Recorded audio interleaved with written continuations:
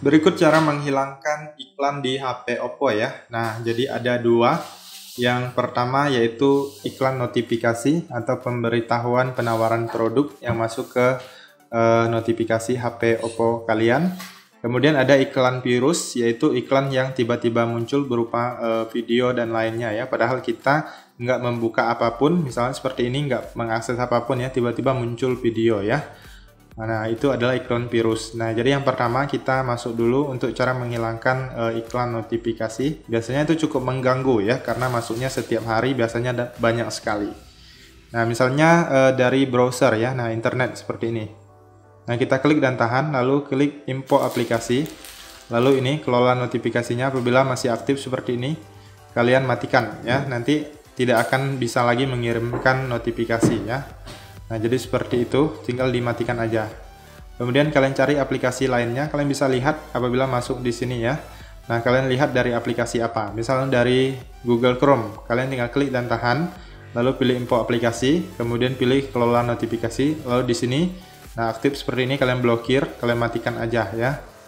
Nah, jadi kalian bisa gunakan cara ini di aplikasi-aplikasi yang kalian rasa sering mengirimkan notifikasi yang mengganggu ya.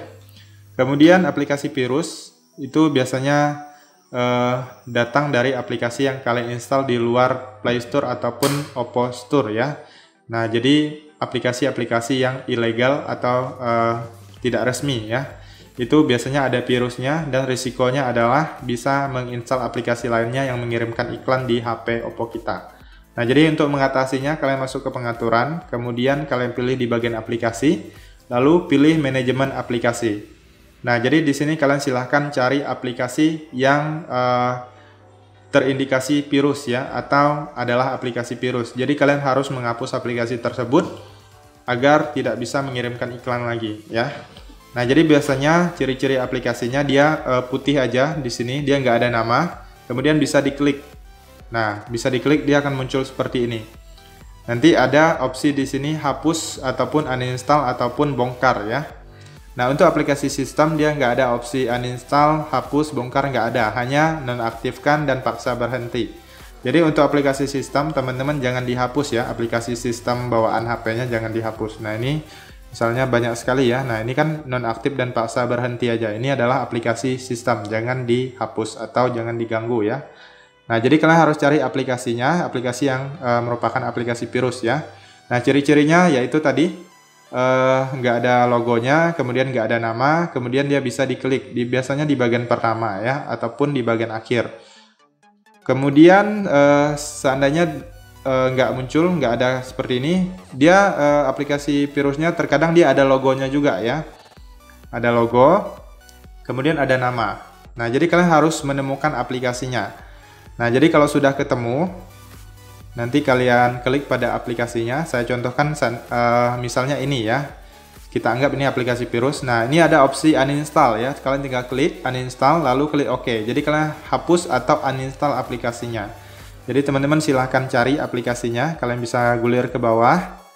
Nah, apabila ada logo-logo yang seperti ini, kalian bisa klik untuk melihat apakah ada opsi uninstall. Jika ada, silahkan uninstall. Ini kalau ini nggak bisa ya. Ini kan aplikasi sistem.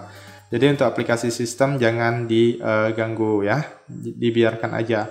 Kemudian agar kalian bisa lebih mudah mencari aplikasinya, kalian bisa keluar juga dari aplikasi ini, pengaturan aplikasi. Kemudian kalian lihat di bagian penggunaan data ya, teman-teman ya, koneksi dan berbagi. Kemudian kalian lihat di bagian, bukan di bagian ini ya, tetapi di bagian jaringan seluler. Nah, ini di bagian penggunaan data. Nah, jika kalian menggunakan data seluler, kalian bisa lihat aplikasi apa yang banyak menggunakan data seluler ya. Kemudian di bagian baterai ya, teman-teman ya. Biasanya aplikasi virus itu banyak memakan baterai. Jadi kalian lihat di bagian detail penggunaan baterai. Nah, kalian lihat di sini apakah ada aplikasi-aplikasi yang mencurigakan. Jika ada, kalian langsung cari namanya, kalian simpan namanya, ketahui, lalu kalian masuk ke bagian yang tadi, yaitu di bagian aplikasi. Nah, lalu kalian cari ya di bagian manajemen aplikasi ini. Kalau udah ketemu, langsung di uninstall atau dihapus.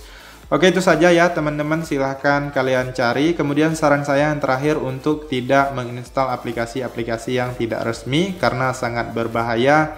Ada virusnya yang mana akan mengirimkan iklan-iklan ya. Sekian saja, semoga bermanfaat dan sampai jumpa di video berikutnya.